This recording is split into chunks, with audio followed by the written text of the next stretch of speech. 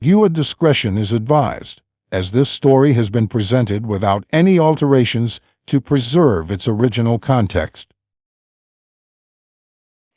I grabbed a blanket and covered myself completely, while John continued undressing me beneath the covers. The situation felt a bit awkward, since we were essentially having sex in front of Maria and Mike, who weren't participating. To ease my discomfort, I asked them to look away or close their eyes. John, ever compliant, removed all my clothing, starting with my bra, which he proceeded to suck while still covered by the blanket. As I talked to Mike and Maria, John went to work on my body down below, sucking my nipples and exploring every inch of me with his tongue. The sensation was overwhelming. It felt so good that I couldn't help but make pleasurable sounds, even though I couldn't see what he was doing under the blanket.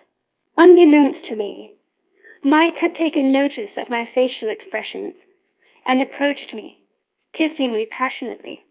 I didn't resist.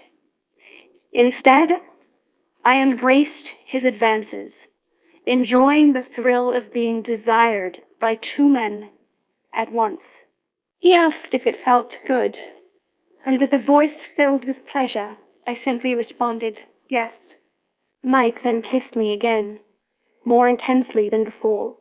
When John moved to lick my pussy underneath the blanket, I decided to reveal one side of my breast, giving Mike an opportunity to caress and explore it as he pleased.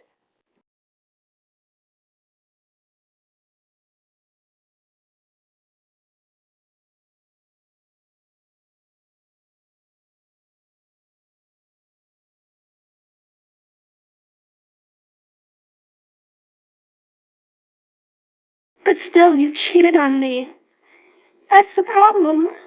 He then replied, that's why I'm sorry, because I know it's my fault. I shook my head and said, no, it's my fault too. I love you, but I gave my virginity to John instead of you. Why I fell for who you are. Not just for sex. I love you as you are. Unable to control myself, I kissed Mike while crying, whispering, I'm sorry for not giving you my virginity. Instead, I gave it to another guy. Mike replied softly, it's okay. Other girls took my virginity too, instead of it being for you. It felt like we were sharing a deep understanding, a connection forged in pain and regret. Then, out of nowhere, I found myself asking Mike if he wanted to try me now. Honestly, I don't know what possessed me, but I think I wanted to give him a chance as an apology for not giving him my virginity earlier. Mike responded with hesitation. How? John is here. His words brought me back to reality, and I realized the complex situation we were in. Trapped between our past mistakes, present emotions, and uncertain future. I sat on Mike's lap and pulled out his penis. With a mix of excitement and guilt, I positioned myself on top of him, inserting his penis into my entrance. We tried to be as quiet as possible, hoping that John wouldn't hear us. But from the corner of my eye, I saw John watching. He had already caught sight of me moving up and down on Mike's lap. To my surprise, instead of intervening, he simply turned away and left us alone. Seeing this as an opportunity, we shed our inhibitions and stopped hiding, embracing the passion that was building between us.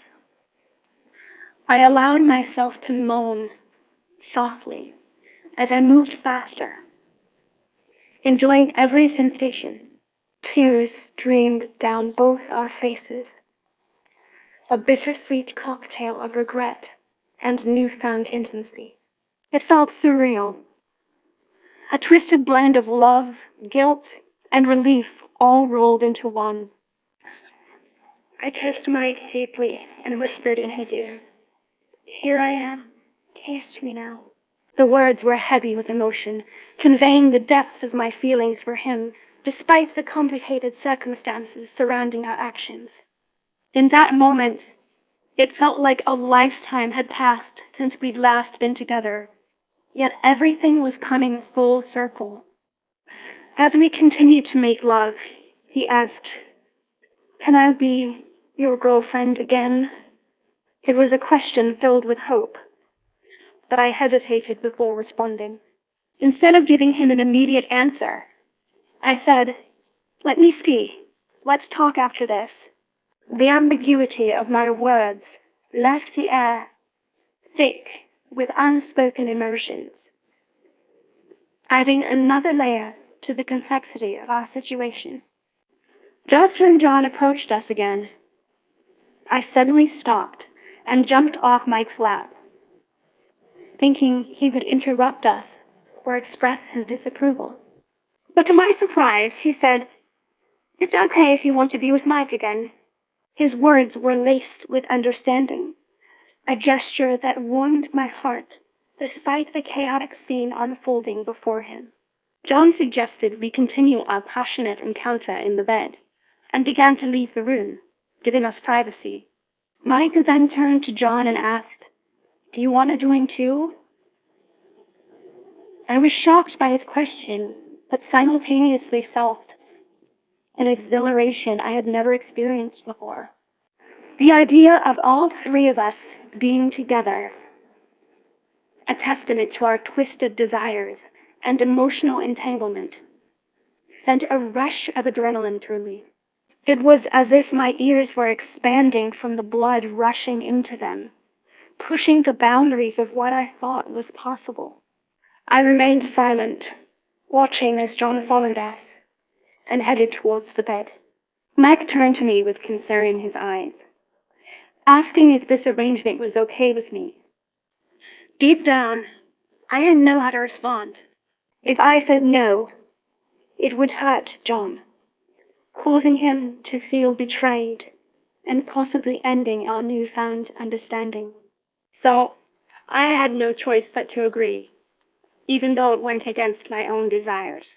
"I think you're right," I mumbled, trying to hide the fact that I had zero experience with this kind of setup and felt completely lost about how to proceed.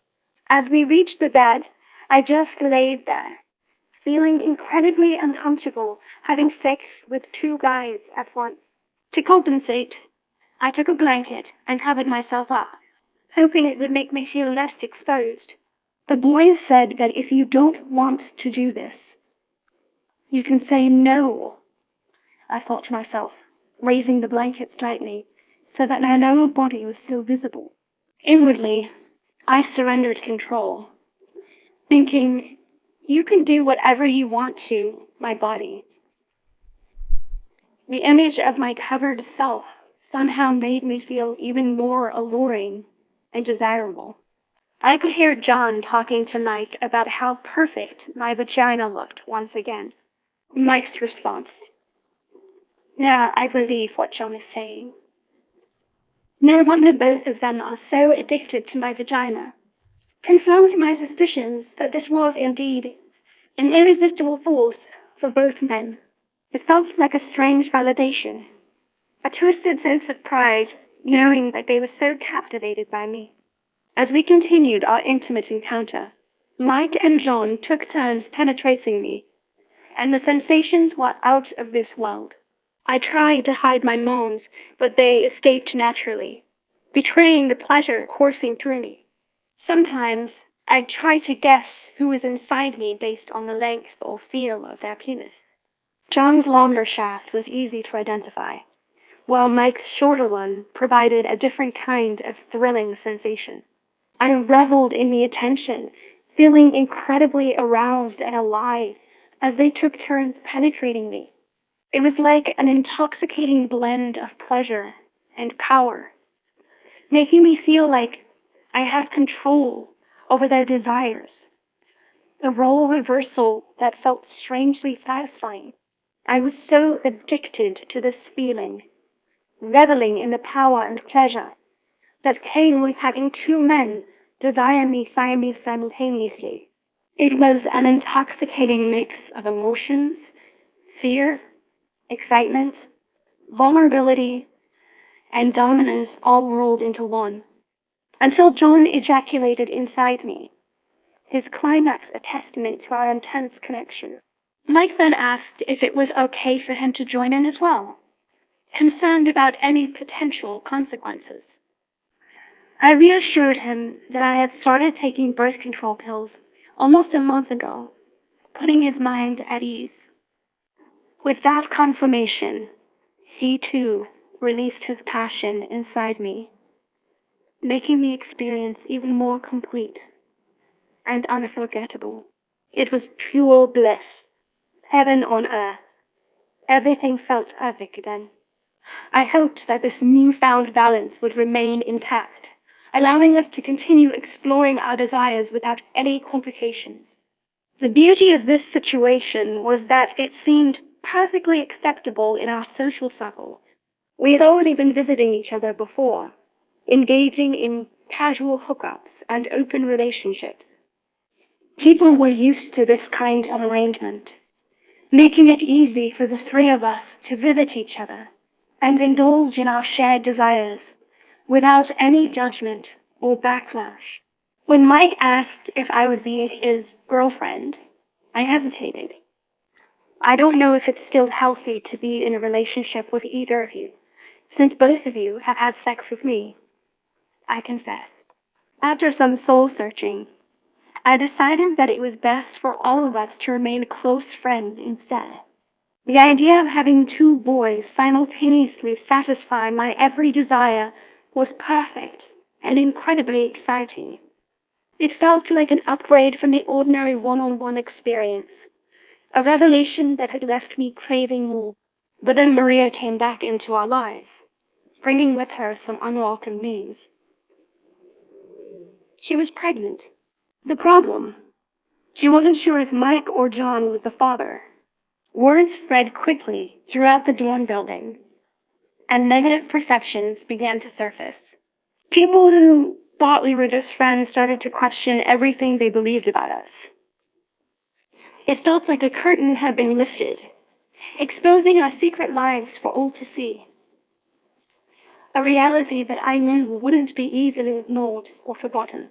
The atmosphere had changed, and I sensed that things would never be the same again. Despite this newfound tension, Mike and John started arguing among themselves, trying to determine who was the father of Mariah's child.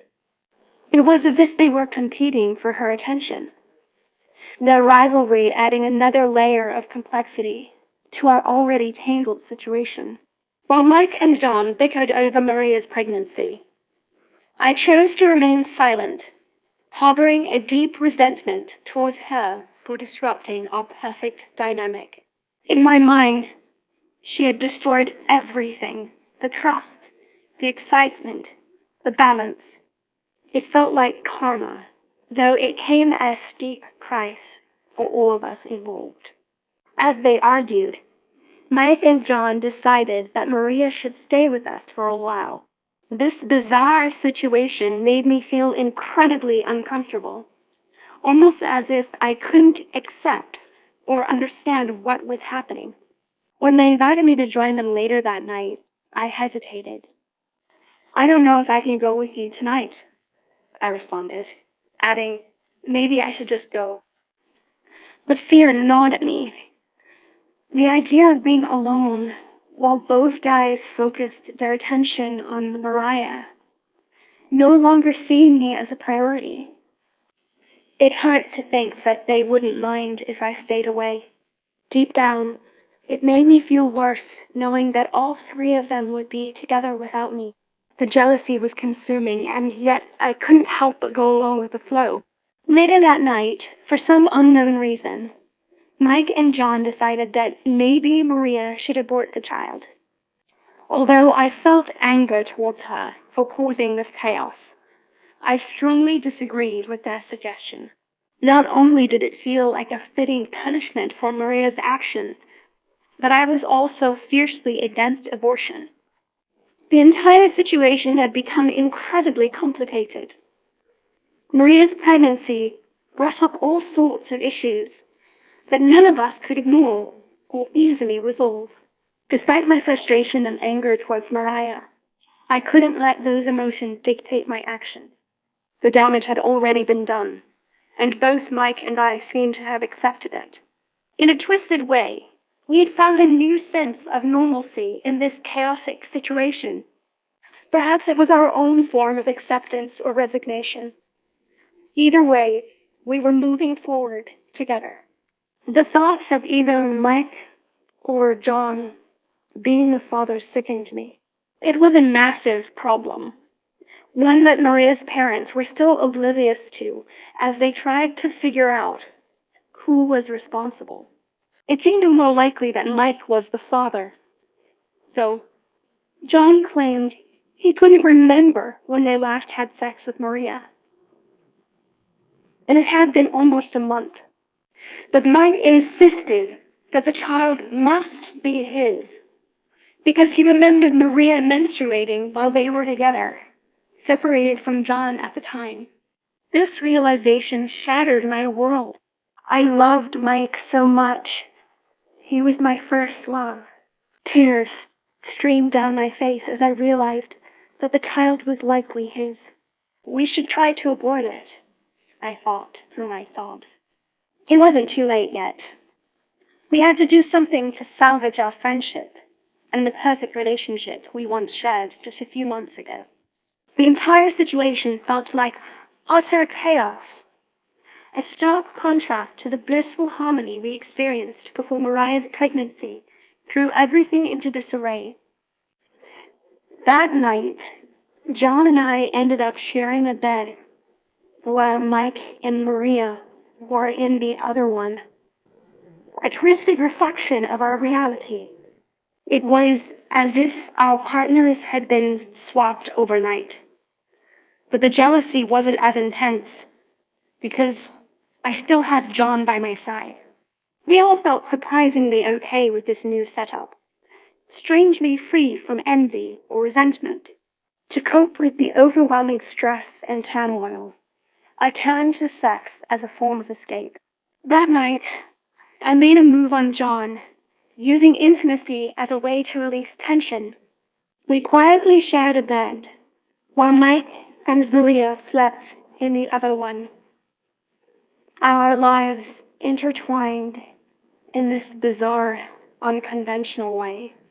Turning myself sideways, I allowed him to penetrate me from behind, my body facing towards Mariah and John. It was important to maintain secrecy. We had to be discreet and careful not to wake anyone up or draw attention to ourselves. In that moment, it felt like a twisted form of normalcy. We were all finding ways to navigate this new reality, each seeking comfort and release in our own way. Despite the confusion and pain, there was an undeniable sense of acceptance, as if we had collectively surrendered to the chaos that now defined us. As John was penetrating me from behind, I noticed Maria turning around and facing Mike. It seemed as if she had caught on to our secret tryst. With lightning speed, she grabbed his private parts and began kissing him passionately. At that moment, I knew we'd been discovered. Mike tried to check on John and me, but it was clear he'd already seen us in action. Out of the blue, Mariah sat up and started sucking Mike's penis. As she did so, Mike looked at me with a scared expression, perhaps trying to gauge my reaction or see if I would get angry. However, with John satisfying me so thoroughly, I simply didn't care. Seeing Mike with another woman in such an intimate moment, however, made me feel even more aroused. The beat of my heart intensified, and I experienced a new level of excitement that I had never felt before. I never would have thought that witnessing your ex-boyfriend engaging in sexual acts with someone else could be so thrilling. It was as if it unlocked some hidden desire within me, pushing me to explore even further into the world of forbidden pleasures. John noticed Maria sucking Mike's penis and, without hesitation, went over to her and pulled her away. "What are you doing?" "I feel so disrespected," he said angrily. "What did I do to you that makes you think it's okay to show me this right in front of my face?" he continued. "I should be furious with you, but instead you act like nothing is wrong." Mariah replied in fear. "I felt jealous seeing you and Emily together, so I wanted to make a point by doing this with Mike, too. I'm sorry for causing any tension or hurt feelings, especially since we all agreed to share each other." Her words hung heavy in the air as she broke down into tears, apologizing profusely to everyone for destroying our friendship. First, Maria turned to John and, through sobs, explained her intentions. She had been teasing Mike about having sex, hoping that it would ignite jealousy within him and force me to take action and give my virginity to Mike. Instead, Mike became interested in having sex with Maria instead of me, which he didn't expect at all. Next, she apologized to me, the pain in her eyes genuine and unfeigned. She confessed that she had only been teasing Mike because I knew about her secret desires for him, even back when we were camping during high school. It was unexpected, but it seemed as though Mike couldn't resist her advances. At that moment, I felt overwhelmed with confusion. Who should I blame? I couldn't fault Mike for his actions with Maria, since I had chosen to prioritize my virginity over our relationship. At the same time, I found it difficult to hold any ill will towards Maria. Even her explanation and the fact that she genuinely cared about me and John's well-being, it seemed as if she simply couldn't resist Mike's advances, especially after recognizing the feelings they shared since their high school camping trip. In this twisted web of emotions and desires, I was caught in a whirlwind of confusion. My once perfect world had been shattered by unforeseen circumstances, but amidst the chaos, there was an undeniable sense of liberation and exploration. Perhaps sometimes destruction can pave the way for self-discovery and new beginnings. It was a complicated situation, but suddenly everything became enough. The four of us, once close friends, began to understand each other once more. Despite the chaos and confusion that had ensued, I cherished the fact that we could still easily grasp each other's perspectives, no matter how extreme the situation might be. Maria turned to John once again and begged for his forgiveness, her voice thick with emotion. "I love you," she sobbed. "I didn't do this because I don't love you. I just couldn't resist the temptation." With tears streaming down her face, she kissed him passionately, a poignant display of affection that spoke volumes about their complex connection. "It's weird," I muttered, feeling a sense of confusion wash over me as John reciprocated Mariah's kiss. Everything had become so twisted and intertwined, making it difficult to distinguish who belonged with whom. But amidst the chaos, there was an undeniable excitement brewing within me, a thrilling mix of emotions that left me craving more. I rose from my bed, walked over to Mike, and embraced him from behind while he continued kissing Mariah. My fingers traced patterns along John's penis, drawing his attention back to me as I began sucking on it with newfound confidence.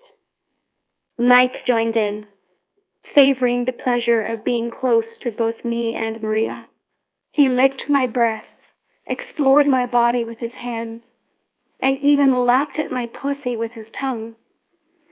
A whirlwind of sensations that left me breathless and craving more. It was an intense experience unlike anything I had ever encountered before, but it felt exhilarating nonetheless. We were lost in the moment, indulging each other's desires as if we were a single entity. The air crackled with energy, and every touch sent shivers down my spine. It all felt so natural and effortless, devoid of any awkwardness or forced feelings. As our passionate encounter unfolded, I noticed that all the boys' attention had shifted towards me, leaving Mariah alone on the sidelines.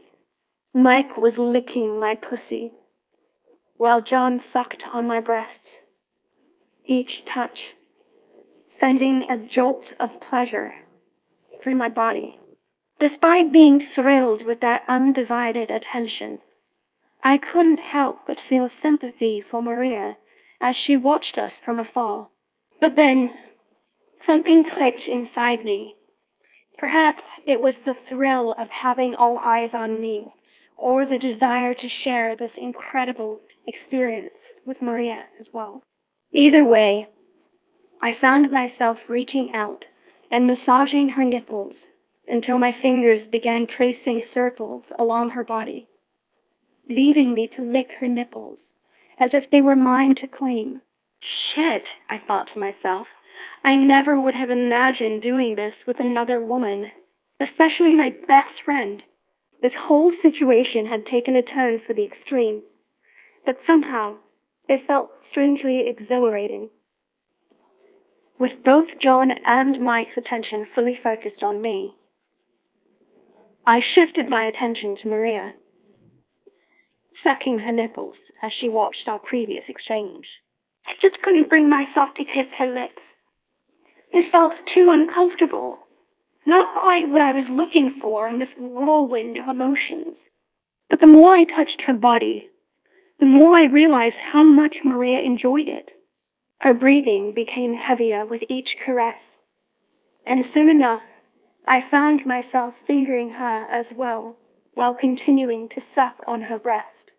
It felt like we were both riding a wave of excitement that wouldn't let up anytime soon, so I continued exploring her body until she was just as breathless as I was. The boys, exhausted from their earlier efforts, lay back and watched us with hungry eyes. They seemed to be enjoying the show more than ever, relishing in every detail of our intimate encounter. Maria and I decided it was time to take things up a notch, so we switched positions and found ourselves in a 69 setup. It was an unforgettable experience for me, my first time sucking a pussy. The sensation was unlike anything I'd felt before. The flatness, wetness, and feminine nature of her body were all new territory for me. As Maria and I indulged in our newfound exploration, I noticed that both boys were watching us intently, as if they were witnessing live pornography unfold right before their eyes. They became visibly aroused, with erections returning despite having just ejaculated inside me moments earlier. It seemed the sight of us together was enough to reignite their passion. Emboldened by their reactions, we decided to take things even further and ask them to penetrate both Maria and me while we were still in our 69 position. The result was an explosion of sensations that left us all speechless. With a penis inside me and another inside Maria, the pleasure of having someone suck on my clitoris simultaneously pushed me over the edge. I moaned uncontrollably, lost in the ecstasy of it all. And judging by her sounds, Maria felt the same way. Maria's pussy was so wet. As I was beneath her, I could feel its moisture spreading out from her vagina. Her vaginal opening looked a little different than mine. He had an extra layer of skin, something I didn't notice in my own anatomy. It made me wonder if that's what John and Mike meant when they said my pussy looked perfect compared to hers. To be honest, I hadn't given much thought to what a perfect vagina should look like. As far as I was concerned, any hole with the right entrance would do. But even Maria herself admitted how perfect looking my vagina was, and she didn't expect to enjoy sucking it so much. This whole experience had been an eye-opener, pushing me to explore new limits and discover hidden desires within myself. The two boys eventually ejaculated inside us again. John with me, and Mike with Maria. It felt like the perfect ending to this intense night of pleasure. I was exhausted that night. Our bodies were drenched in sweat from all the action. We fell asleep naked and didn't wake up until 5 a.m. When it was time for school, I couldn't even muster the energy to get out of bed, let alone attend class. My body felt weak, drained by the night's events, and I ended up sleeping through the entire day, missing yet another opportunity to learn and grow. As much as I hated neglecting my studies, this new path we'd embarked on had consumed me entirely. It was a powerful addiction that left me craving more, even if it meant sacrificing everything else in life. But what could I do? The thrill of the moment, the pure intensity of our experiences together, were too intoxicating to resist. It was already afternoon when we all finally woke up, feeling refreshed and rested, but still weak from hunger. Our bodies ached with fatigue as though we'd run a marathon. My knees trembled as I tried to stand up. It was clear that the night had taken its toll on us all. But there was something strangely beautiful about the fact that we'd fallen asleep naked, our vulnerability exposed, yet embraced by each other. It spoke volumes about the deep bond we shared, a connection that transcended words and defied explanation. However, reality soon set in. The weight of Mariah's pregnancy pressed down on us, reminding us that this perfect bubble wouldn't last forever. Her dropping out of college was inevitable, as was Mike's possible dismissal from his studies. It was a harsh reminder that our actions had consequences, and it forced me to confront the importance of prioritizing my education. I didn't want to fall into the same trap as them, jeopardizing my future for fleeting moments of pleasure. My vagina felt tired too. It had been so thoroughly satisfied that there wasn't even a flicker of desire left within it. We decided to head back to our dorms to rest and regroup, giving us time to process everything that had happened. The whirlwind of emotions we'd experienced was overwhelming, leaving me both exhilarated and terrified. This new chapter in our lives was filled with uncertainty, but I knew one thing for sure. We were all bound together by an unbreakable bond, a force stronger than any obstacle life could throw our way. 4 days passed, and I was still at school when John texted me saying that Mike and Maria were in his dorm, and that I should go there because there was an emergency. Fear gnawed at me. What could be so urgent? After classes ended, I rushed back to my dorm, changed into some clothes, and headed straight for John's room. The sight of all three of them sitting on the bed made my heart skip a beat. Maria looked pale and unwell, while Mike and John exchanged worried glances. "It's not what you think," they said in unison, sensing my apprehension. "There's something important we need to talk about." Maria was in immense pain as she revealed that she had tried drinking an abortion medicine at home, hoping to terminate the pregnancy.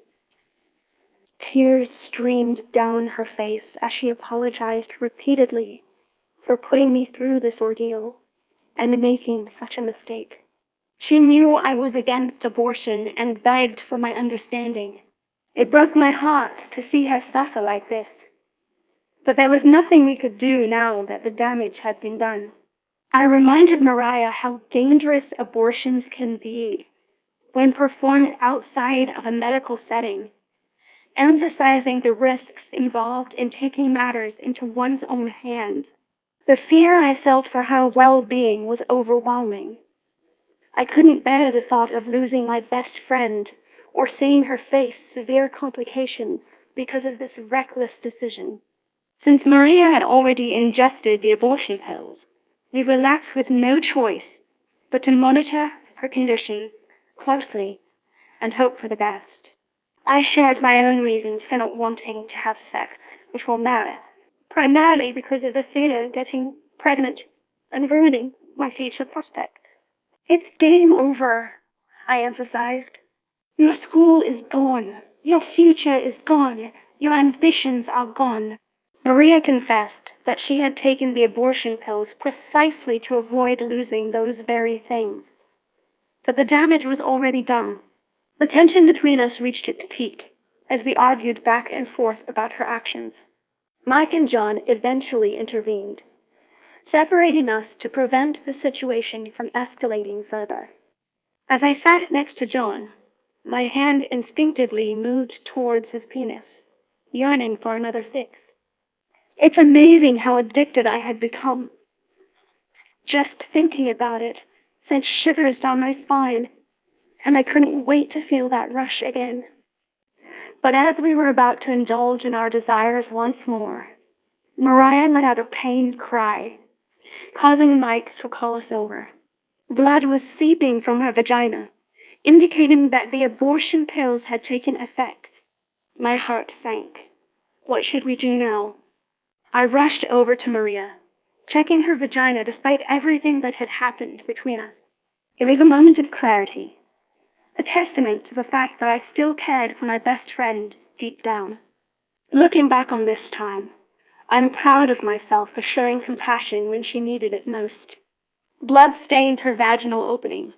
Not too much, but enough to raise concerns. There could be complications with the fetus, or maybe even a miscarriage. The sight brought tears to my eyes. I felt so bad for Mariah and the tiny life growing inside her. She continued to writhe in pain, but I remained vigilant, suggesting that we should take her to the hospital for proper medical attention. Maria insisted that it was just a side effect of the abortion pills, assuring me it was normal and there was no need to panic or worry. Despite my reservations, I decided to trust her judgment and go back to John, resuming our intimate encounter. Mike watched intently as I pleasured myself in front of him, commenting on how I seemed addicted to sex already. It wasn't until that moment that the truth hit me. I had become hooked on the thrill and satisfaction that came with every sexual experience. But even though I craved it, there was still a part of me that could function without it. With a mischievous laugh, I asked Mike if he wanted to join in, but he politely declined, claiming he was more focused on observing Mariah's condition. I grabbed a blanket and covered myself completely, while John continued undressing me beneath the covers. The situation felt a bit awkward, since we were essentially having sex in front of Maria and Mike, who weren't participating. To ease my discomfort, I asked them to look away or close their eyes. John, ever compliant, removed all my clothing, starting with my bra, which he proceeded to suck while still covered by the blanket. As I talked to Mike and Maria, John went to work on my body down below, sucking my nipples and exploring every inch of me with his tongue. The sensation was overwhelming. It felt so good that I couldn't help but make pleasurable sounds. even though I couldn't see what he was doing under the blanket. Unbeknownst to me, Mike had taken notice of my facial expressions and approached me, kissing me passionately. I didn't resist. Instead, I embraced his advances, enjoying the thrill of being desired by two men at once. He asked if it felt good, and with a voice filled with pleasure, I simply responded, yes. Mike then kissed me again, more intensely than before.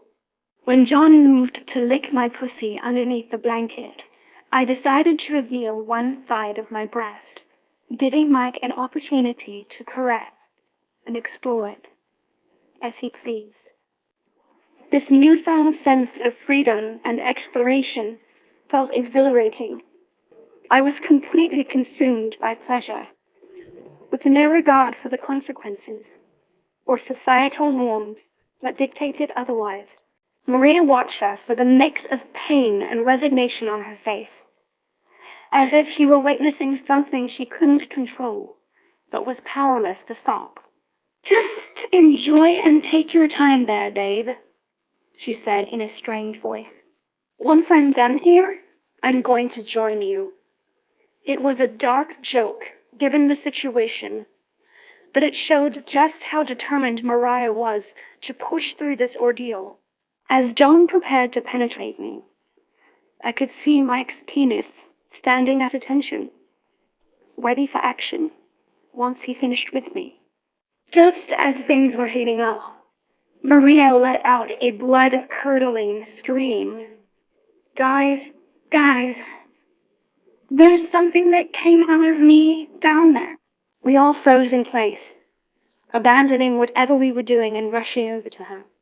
Blood stained the bedsheet. It was far more than expected since we hadn't bothered with any protection beforehand. The sight was disgusting, but I helped Mariah clean herself up anyway. Are you still in pain? I asked, concern filling my voice. She admitted that she felt a little better, though weak overall. In the end, everyone agreed that it was time to take her to the hospital. It turned out to be a traumatic experience for Mariah. The doctor explained that she was in extreme danger due to excessive bleeding, which could have been fatal if we hadn't brought her in on time. This incident reinforced my stance against abortion. It's such a dangerous and life-threatening procedure that I couldn't fathom why anyone would risk their health or well-being for something so reckless. With Maria at the hospital, Mike and she went to stay by her side, while John and I returned to his dorm room. My mind was racing with thoughts of what had just happened, but also eager to continue our intimate encounter. I insist that we finish what we started, I said, my voice laced with determination. John inquired about the possibility of me going back to Mike if Maria's abortion were successful. I admitted that it was complicated and uncertain. He assured me that if I wanted, I could always return to Mike since we were still friends. With benefits, I added playfully. We shared a passionate kiss, my feelings for John growing stronger by the minute. I found myself torn between him and Mike. It was becoming increasingly difficult to decide whether I should go back to Mike or embrace this new connection with John. On one hand, I had history and comfort with Mike. On the other hand, there was John's undeniable charm and the thrill of something new. In the end, I decided that it would be best for all three of us if we remained friends. After all, why complicate things when you can have the best of both worlds without commitment? John agreed, and we continued our lovemaking session until I was physically exhausted. As I lay there in his arms, feeling content and satisfied, I couldn't help but feel a sense of accomplishment for navigating this complex situation with grace and determination. Life had thrown me some unexpected curveballs, but I was more than ready to embrace whatever came next. I became so addicted to sex. The only time I stopped having intimate moments with John was when my vagina felt irritated and needed a break. That night, Mike returned to the dorm after taking Mariah to the hospital.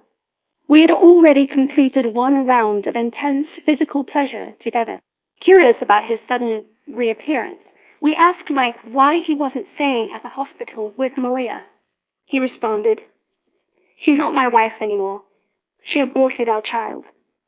I came here to join our halted session earlier." A dark humor that only intensifies the atmosphere.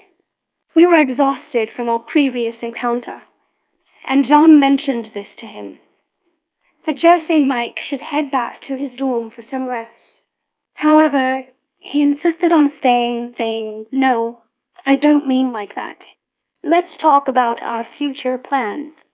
Are we going to be in a relationship again, or will we just stay as friends?" He confessed, "I don't know, but I want you, not Maria," his gaze unwavering. John chimed in, adding fuel to the fire by saying, "To be honest, he loves me too. I am not only more beautiful than Mariah, but my body, and especially my vagina, are perfect as well. I am the ideal girl," they said. Hearing this praise from both men filled me with a sense of pride and accomplishment. It felt amazing knowing that they found me irresistible, even in comparison to Maria.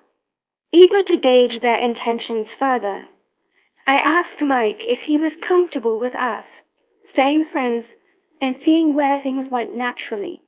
He hesitated for a moment, admitting that he didn't know what his true feelings were, but also recognizing that since I was involved with John as well, there wasn't much he could do about it, given our newfound arrangement. Mike, in a shy and almost timid manner, asked if it would be all right for him to have sex with me, even though I was tired. "Go ahead," I replied, my voice husky with arousal. "You can always enjoy me if you want." Without hesitation, Mike penetrated me right away, his passion evident in every thrust. John, noticing that his penis wasn't erect yet, and sensing the opportunity for a change of pace, suggested it was Mike's turn to satisfy me now. His words sparked a realization within me. Even though John was tired, allowing Mike to have sex with me could still be a way to keep our connection strong and continue exploring our desires together. That night felt like heaven. The thrill of being desired by two men simultaneously, the physical pleasure they brought me, and the freedom I felt in embracing this unconventional relationship. It all combined to create an unforgettable experience. It was a testament to my growing confidence and ability to navigate complex emotions without letting societal norms or expectations dictate my actions. My addiction to sex grew stronger every day until I started missing school almost all the time. Sometimes I'd be absent for 3 days straight. It was incredible how easily I could neglect my responsibilities when pleasure took priority. You know that feeling when you really want to go to school, but your body just won't cooperate? That's exactly what happened to me. I couldn't bring myself to wake up and face the world outside my cozy bed. Every night, every day. It was always a six-way affair with Mike and John. They would penetrate me whenever I desired, and I loved it. It felt like heaven on earth, especially when they were around. My vagina started feeling itchy if a penis wasn't inside me for at least a day. The sensation became unbearable, driving me to crave more and more intimate encounters. It was as though I couldn't live a normal life without sex. The itchiness was so intense that I felt like something was wrong with my body. One time, when I stayed in my dorm room for an entire day without any sexual activity, I began masturbating uncontrollably. At the time, I didn't realize it was becoming an addiction. I just thought it was normal behavior since everything felt fantastic. Mike and John ejaculated inside me like 3 to 5 times a day, including nighttime if they wanted to. I was always eager for more, as my vagina seemed to be demanding it too. It was pure bliss, and I couldn't imagine living any other way. However, my carefree world came crashing down when my parents called, informing me that they were at my dorm. But I wasn't there because I had been spending all my time with John. Fear washed over me as I realized the gravity of the situation. My mind raced with negative thoughts, and I knew deep down that something was wrong. As I walked home, every worst-case scenario played out in my head until I reached a horrifying conclusion. My parents were right. They confronted me about my frequent absences from school, discovering that while I wasn't at the dorm, I was actually staying with John. We tried to explain that we were just friends, but my parents weren't buying it. Friends who sleep in each other's rooms? They challenged. What's wrong with you? They pressed for answers, demanding to know why I had been visiting John so frequently and what was going on between us. Desperate to avoid their anger, I lied through my teeth, claiming that nothing bad was happening and insisting that we were just close friends who enjoyed spending time together. To further ease their concerns, I added that if anything inappropriate had been going on, I would have gotten pregnant in high school. A blatant fabrication designed to make them believe I was innocent. Finally, as a last resort, I revealed that John and Mike were my high school friends, emphasizing the importance of these connections from my past. To my relief, they seemed more understanding now that they believed we had known each other for years.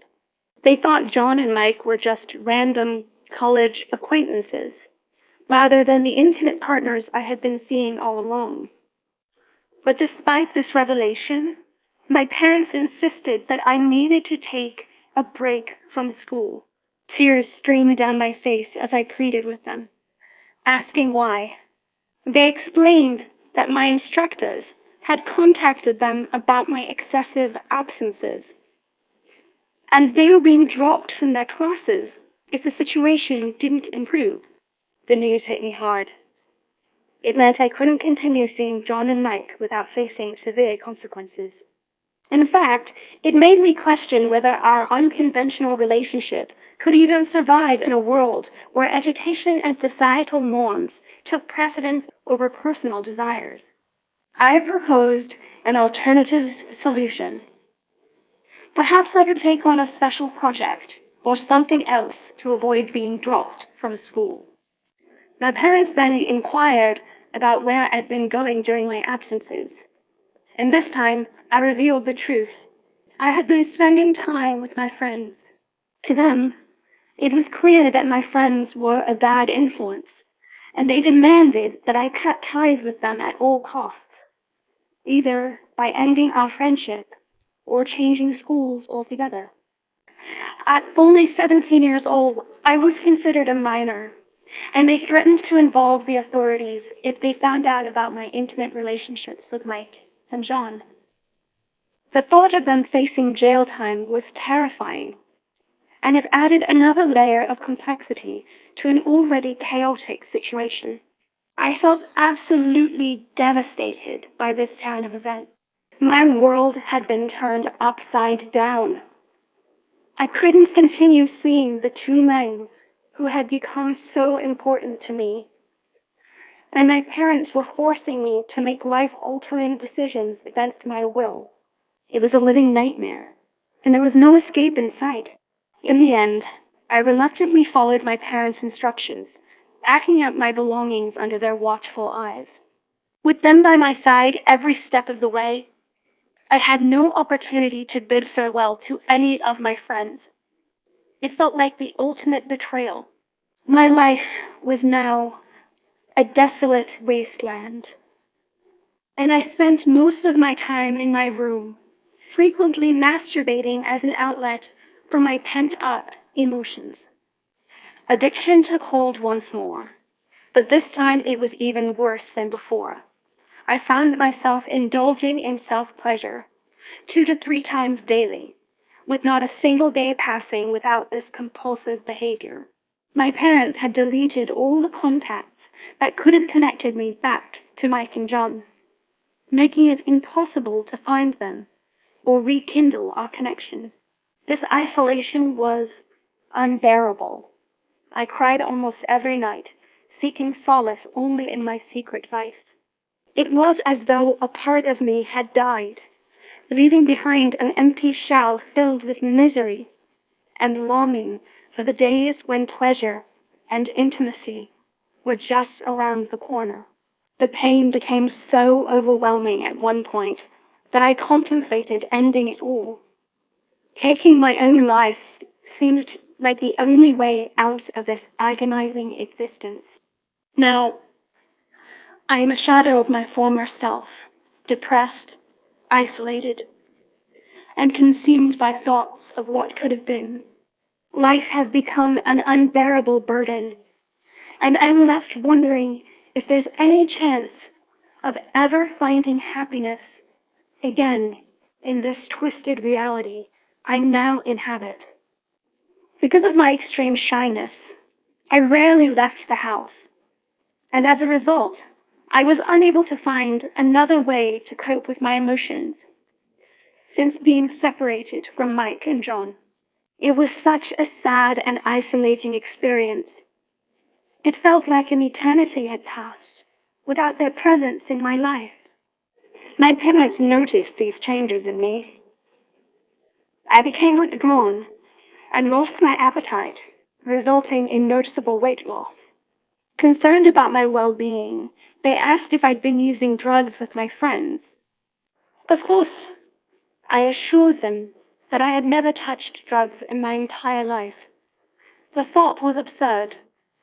It was during this time that I started to become somewhat violent, something completely out of character for me. In the past, I wouldn't have dared to raise my voice at them, but now it felt like a natural reaction whenever I was overwhelmed by emotions. To address my declining mental and emotional state, my parents decided to hire a therapist for me. However, as I became increasingly unstable, they insisted on continuing with the therapy sessions, even though I vehemently expressed my desire to be left alone. When explaining why I needed them around, I honestly told them that all I wanted was to return to my friends. Their presence meant everything to me.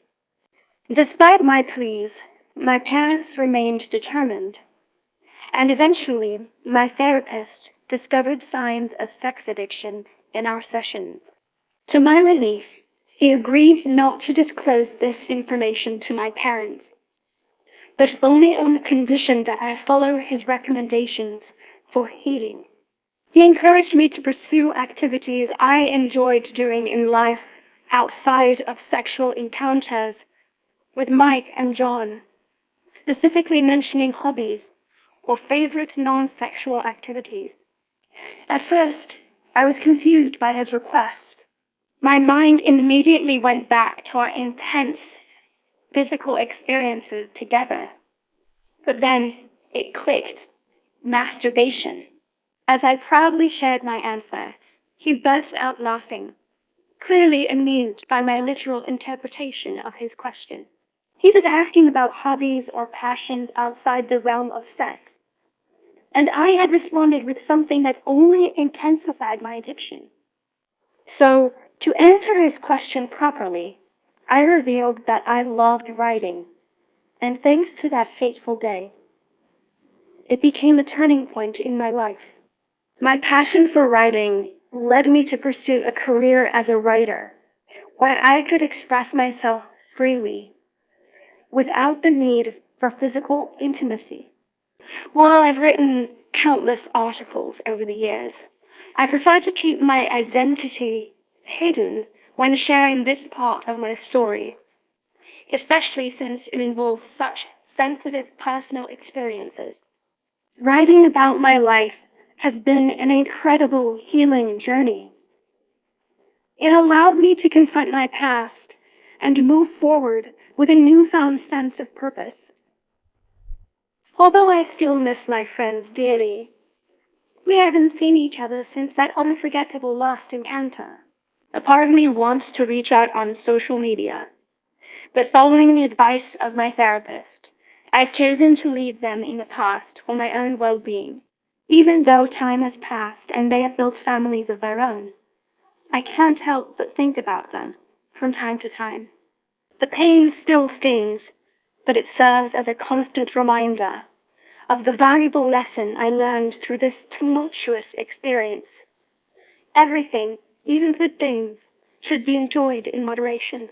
In my pursuit of intense physical pleasure and intimacy with Mike and John, I inadvertently pushed myself down a destructive path that ultimately led to despair and isolation.